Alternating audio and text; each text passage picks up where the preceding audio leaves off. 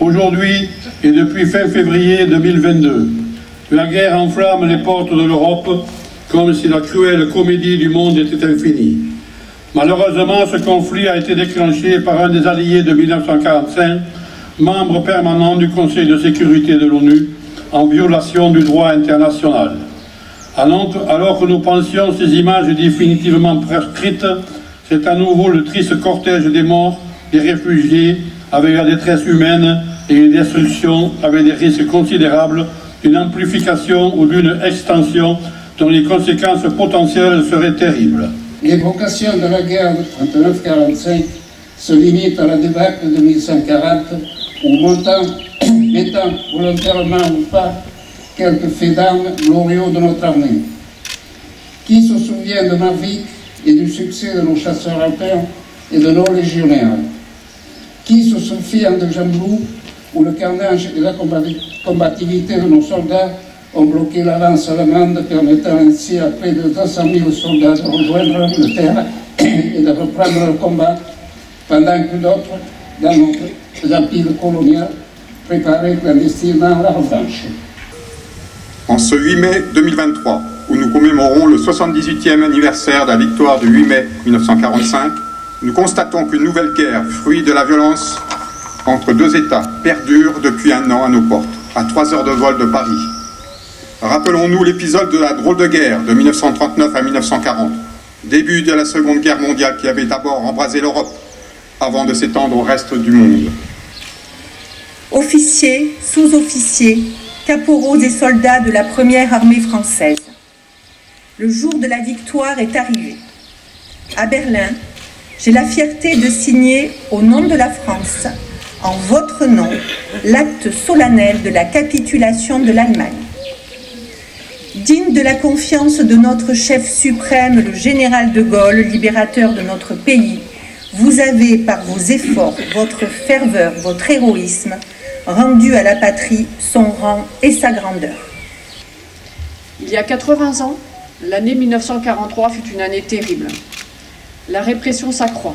L'extermination des Juifs d'Europe et des opposants au régime nazi bat son plein. Pourtant, le cours de la guerre change. À l'est, les armées nazies ont perdu la bataille de Stalingrad. Au sud, les Alliés ont débarqué en Afrique du Nord. Ils le feront bientôt en Italie. La Corse est libérée en septembre. Nos outre-mer se distinguent dans les 3 océans et notamment dans les Antilles et en Guyane par la dissidence opposée à Vichy. La 2e division blindée du général Leclerc est créée. Elle débarquera quelques mois plus tard en Normandie avant de libérer Paris, puis Strasbourg. Il n'y a plus une parcelle de notre territoire où l'on ne compte de résistants à l'occupant. Chacun peut ressentir que le destin des armées a basculé, même si la lutte sera encore longue. L'épreuve présente n'est pas terminée, mais voici qu'au loin se dessine la fin du pire drame de notre histoire, indique le général de Gaulle aux Français libres et aux Français occupés dans son message du 14 juillet 1943. La résistance s'unit partout en France et, sûre de l'issue finale du combat, s'engage dans l'élaboration de ce qui réunira les Français après la guerre.